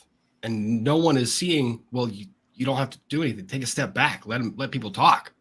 Okay, and can I talk about this, folks? Because this always comes up. And I've got somebody here who's really tight with them. Yes. Winston. Rumble. Yes. Winston is the founder of Rumble. Yes. Winston. He is the chairman. He's the chair dog of Rumble. Okay. Chair dog. We are all, I don't know if all are, but I'm on Rumble. One of them I simulstream on Rumble, but I have 3 channels. They sync over to Rumble. Super duper. David, he's on Rumble. I think Nate's on Rumble. I don't know if Alita is. We're all for a secondary platform. Now, we have to also be a little bit realistic. The amount of money that I get from Rumble, from ads, anything else, does anybody want to guess what kind of number that is? We're talking months to get about $80. Thousands and thousands of views to get very little. So I encourage it, and I hope it takes off. And I'm supporting it as much as I can. And I'm on Locals, and I'm a big believer in all the alternate platforms. I'm on Odyssey. I'm on Utreon. But let's be realistic. It's very difficult. It would be like saying that I am going to refuse to fly to California. I'm going to make sure I drive and expect the efficiency to be the same. Well, here, Eric, this is not defending Rumble because I am I'm exclusive in it for a certain portion of my content. Sure. Salty Cracker is crushing it on Rumble, both in terms of number of views and the Rumble rants, because you have a user base on Rumble that is more, they're more invested. They're more, like literally financially. The problem is, I don't know what the CPM is for you guys on Rumble. According to Nick. 1/5 according to Nick. Yes, and that's a good source, by the way. Yeah, Nick had like one of the highest videos on Rumble, and he was like, I think number 3 for the day. Yeah, it was like. But I do wonder, because I think on YouTube they factor in Rumble, they factor in chats, and they factor in membership, if I'm not mistaken. For of course they, but it still all counts. So if you say leave YouTube and go to Rumble, well, first of all, I'll tell you, even the people at Rumble don't ask for that because first of all, you want to convert people from YouTube to Rumble. You don't do that by leaving YouTube. So nobody's asking for that. But the reality is, there's a financial difference on the one hand, just because of viewership. Like, I put up a clip on YouTube of the Alex Jones trial, a highlight. I don't know, 150,000 views on YouTube. It won't get that on Rumble, but just because you're dealing with market sizes of a different size. Live streams, however, live streams, because you have more people that are on Rumble looking for long format analysis, they get half as many views, but half as many views as YouTube. So they're getting there. Russell Brand is going, and I support it. Yeah. By the way, that's what I'm trying to say, though, is I want them to get there. I'm cheering for them to get there. It's wonderful, but stop screaming at us. We're going there. We're doing what we can, but we've ultimately got to try to earn a living. It's difficult. We're not going to quit our job and go work for McDonald's and expect it to be the same. I do want to say this, though. The only issue with the other platforms, not only Rumble, but Odyssey and all the other platforms, is YouTube doesn't really has a monopoly on the advertising dollars. And what do I mean by that? All these things that we're talking about with YouTube is really all about the advertising. Advertisers say, we don't like conservatives saying this. We don't like this. We don't like this. And that's why, we kind of have to have this happy medium. Now, don't get me wrong. Rumble and all these other places are great platforms. But unless they kowtow to the advertisers, then essentially they're going to become YouTube light, in a sense of, to really get to where YouTube is only getting this amount of money from the advertisers, because YouTube is totally baked into them. Whatever they say goes. And I don't think Rumble and Locals are like that. So it's weird, because people keep saying, go to other platforms and hopefully they'll get as big as YouTube. But if they do, I think essentially they're going to become almost like a sub YouTube. Because I don't know if you guys remember Ad Apocalypse with YouTube. Remember when YouTube every day were monetizing everything and you had Ad Apocalypse? And that's why now we're in the situation we're at. YouTube 5 years ago was a totally different platform than it is today. And that's just because of the advertisers. Let's talk about Patty here. Yes, we're a charity, Patty. You caught us. You got everybody outed. That everyone here. I'm not a lawyer, so I can't even go back to doing that. We're just here, putting in the time, the research, the effort. Just for nothing. We just love you, and yes, of course we like making content. But let's be honest. If nobody's watching, we wouldn't be doing it. Maybe I'll give Patty the benefit of the doubt. Maybe what she's suggesting is that YouTube is not meant to be as lucrative as being a lawyer. But then, first of all, she hasn't done YouTube. Well, that's now you have to understand also, like, or being a lawyer. Okay, I think Patty is a he. Oh, I think Patty might be being somewhat sarcastic, but Sure. Also some people say if you want to make if you're only interested in money, well then maybe the law is not for you because you should be interested in justice and give your time away. But when did that think about happen? this. Hold on. Whoa. How does that line up? No, people say like, oh, lawyers are only interested in money. What happened to the pursuit of justice? Take every case should be pro bono. Everybody wants to tell everybody else what to do with their time. But yes, the thing is, people have to understand the business model of YouTube is, in theory, you can make money when you're sleeping. As a lawyer, you can only make money when you're awake and working. So there's only so much time in the day if money's the issue. But how about ikigai, satisfaction? Yes. Your purpose. You love what you do. You get paid for what you do. It makes the world better, and the world needs it. Amen. Law. Yes. Patty also says, then get a real job. Why would I when I can make money having a fake job? Well, people. Well, people hold on. And enjoy what I do.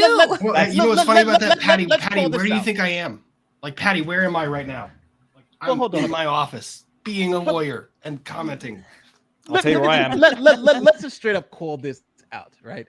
I've done trials when I was doing YouTube, right? I've literally, matter of fact, there's a big workup in the New York Times for a pro bono case that was front page news, right? For me, and I did that pro bono. So yes, I still practice law, but I do that for fun. I do that to help people. I do that when I want to.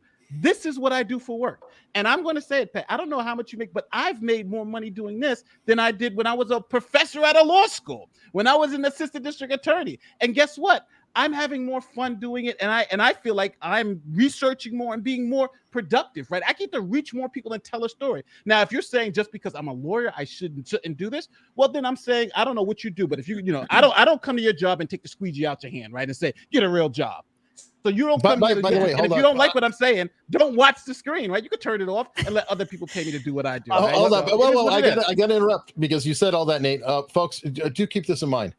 I'm not a big time YouTuber like Nate the lawyer here, so I still can use a little bit of support and love. No, So, we can still use support and love. But the thing is that this I is don't what make we the big do. money. So remember to subscribe. No, but I'll say one thing. This is my job. YouTube is my job. This is my job. If somebody says it, then what can I say? This is my job. I think Patty was being tongue in cheek, but I think so. It's a troll. Yeah. No, not even troll. I think it's just tongue in cheek. But the reality, all people also think they have a misconception. Having a job, a real job, means not liking your real job. It's like go exercise. You don't have to not like exercise in order to do it. If you like exercise, it makes it all the more fun.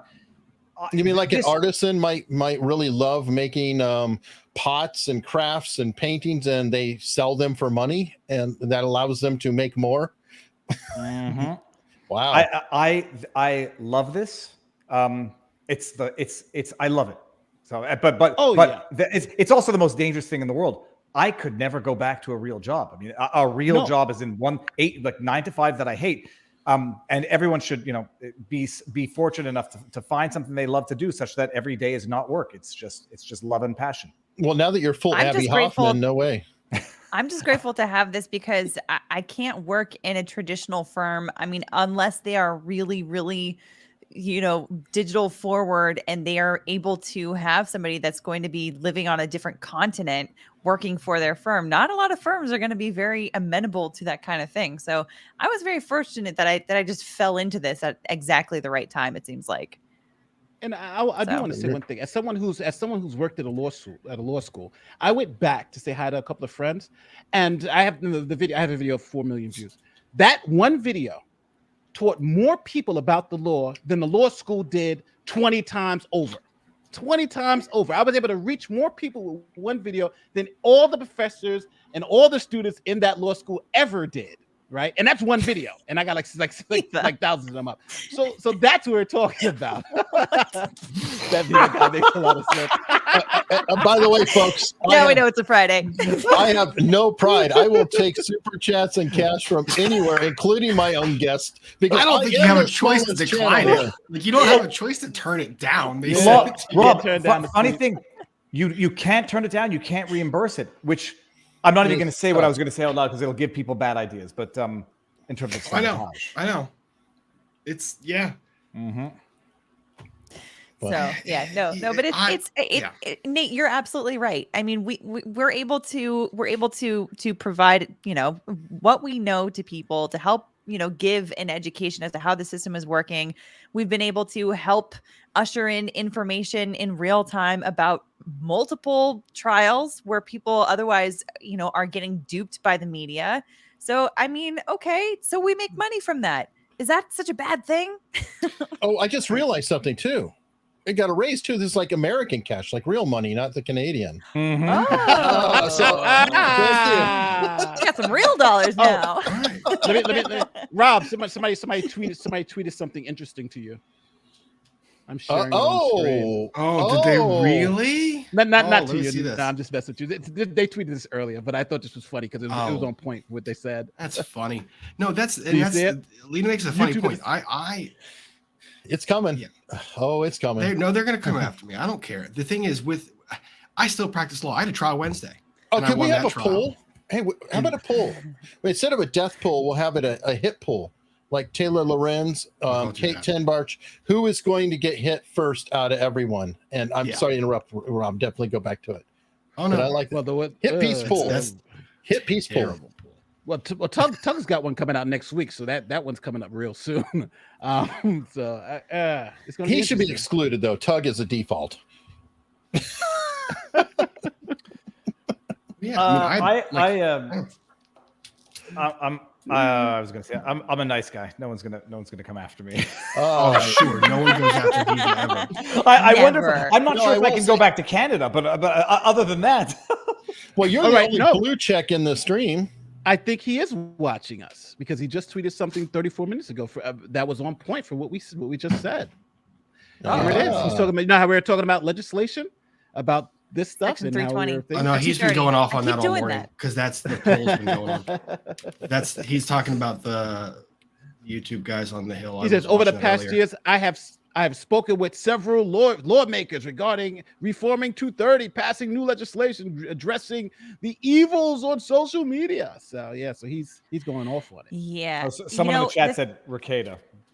Probably. Oh no, Rackets is on them. Rackets is on them. I can't wait to he starts hitting Rackets because Rackets. I love what Rackets does. He first throws one out, then he throws another. Then he starts throwing bombs. It's just like at a point, just like all right, we gotta adjust these bombs. So I'm just waiting for him to start hitting Rackets. Rackets has a certain poetry in when he goes full tilt, and Poetry? it gets colorful. Well, no, because yeah. you know what? I would call Rackets the Quentin Tarantino's speech. I was Yeah. gonna Oh, call him that's the- good. I like that analogy. I was going to call him the Eminem of law, but that might be better. If you think of a way of, Quentin Tarantino has people die, that's the way Rackets speaks. It's very bloody. It is Very bloody. boom, and it blows up quick. Oh my God. Well, folks, we are running into the time, and I hate it because we're just getting exciting, but I know that everyone is tight on the afternoon. Rob has actual law to do, and I conned him into coming onto this panel and said, you must. He goes, I really can't. I got to actually do law unless you're desperate. I'm like, I'm desperate. I'll keep it short. And so here we are 2 hours later. Just kidding. Famous last words. So in fairness to Rob and Alita and David, I don't know. Are you streaming today, David? I have to go see. I maybe the Alex Jones. I'll just cover the afternoon. It's tedious and it's not going anywhere as of yesterday. But maybe today was a little more interesting. Alita? Well, tomorrow, actually, I will be on Rick Hoag's channel for another installment of Lawyers and Dragons. It's like my new favorite thing on YouTube and should be everybody's new favorite thing on YouTube. It is so much fun. Rob will be there as well, along with Ian from Runkle of the Bailey. And we've got David, who is our dungeon master. I feel like it's so nerd. It's so delightfully nerdy. I love it. I'm having the time of my life doing this stuff. But it's once a week. It has absolutely nothing to do with law. It's just storytelling and rolling dice, and seeing where these characters get more and more ridiculous and and go off on adventures. All right. And Nate, you and I are recording tomorrow, aren't we? Yeah. We record tomorrow, and for Nate and Eric, which is that's our channel where we go over viral videos and interesting topics. And I think I'm doing Cardi B, the mayor from New Orleans, who says if you're a black woman, you can't fly coach because it's unsafe. So that's the reason why she's been upgrading all her flights to first class. Brett Favre, who's just been caught up stealing $1.1 million in welfare funds from the state of Mississippi. He said he didn't know, but he actually did know. And there's a couple other interesting stories. Like, obviously I'm gonna take Rob's information here and do a video on my friend Chris Bouzy, because I love the facts and everything. So things of that nature. That's what I'm gonna be hitting back with. And just to kill the rumors, I know Kat took a week off from Twitter. That was not because of me. Please stop saying that. Yes, She didn't run from the angry black man. Yes, she did. She had to take a break, but it was She was a Karen. I rant the other day, and that was it. She was a Karen, and Nate called her out, and he ran Kat Tinbarge off. We know it's true. I did not run her off. Yes, you did. Do not hide from it. You that. should be proud. Yes, you did. Nate, the lawyer, you heard it here. It's official, and it's true just because I said it. And I said it, I win. I'm right. And on my channel, America's Untold Stories tonight, if you guys want to hear a little bit more about this tiny religion that buys a lot of real estate that most people call a cult, Scientology, we're doing part 2. And this is going to get into some of the really deep, freaky stuff that Mark Robert has discovered. So that's at 5:30 p.m. Eastern time. And wait, Eric, don't forget Friday Night Frenzy. Oh, and after Friday Night Frenzy. Friday Night Frenzy. What time is that, Rob? 8 p.m. Eastern. 8 p.m. Grab a Eastern. cocktail. Let's have some fun. Do we all The appreciate first hour for me. LawTube has replaced television. It's a beautiful Hopefully. Hopefully. Please. That's what we want to get to. I'm gonna watch Hunley and Yeah, definitely. I'm gonna change my name to the King Grifter, King Grift. That's what nobody is going to be no one is going to win that title other than the master himself, who's very proud of it. Oh, but the grifties. What's the latest on the grifties? Oh, I don't know. Nick was losing steam, and you finally passed Trudeau. So congratulations. I don't know that I think I don't want to be on it anymore. Like, be careful what you wish for. Grifties. Grifties.com. I'm looking. Come on. Who's gonna get it first? Fine. A grifter would know how to get it first, wouldn't they? I can't. Well, you know what? My internet is not fast enough. We're gonna have to grift a little more. It's come up. I don't know why it's taking so long to load. Yeah. No. Okay. So maybe it's not my internet. I got it. Oh, private chat. Bring it in the chat. Yes. Got it. Oh well, if you're loading it. So the grifties. Just share your screen, dude. It's not loading. Oh, there it. Okay, I got it finally. Oh, so hold on. We're seeing. I'm not. Katie Joy is number 1. Whoa. Oh yeah, no, Katie Joy's a grifter. Listen, Katie Joy is the queen of the grift. No matter what anybody says, Who's woman Katie Joy? grifts. Without a crystal ball. That's Emily's I'm so sad that I know her. Oh, yeah. I know who she is. But I don't even understand this anymore. It's got Volodymyr Zelensky, Justin Trudeau, Hunter Biden, with one after the other. Is this supposed to be making fun of the people on the list, or is it supposed to be? It's both, and that's the confusing part. Is there's people like Nick who say it in jest, like, "Yeah, I'm a grifter," ha ha ha ha ha, and then there's actual grifters. So it's a very confusing situation where you have ironic grifters or real grifters, or trolling grifters or real grifters, and I don't really know. And who is going to win? That's what makes the contest interesting. Well, Katie Joy is for sure a grifter. Yeah, Katie Joy polls. That's the very true poll. And although the rest of it might be fake, but she is definitely queen of the grift. There's no doubt about it. The top 2 are actual grifters. Secret Mixed says. On that note, everybody stay tuned and check everybody's channel out. Peace. Thank you very much.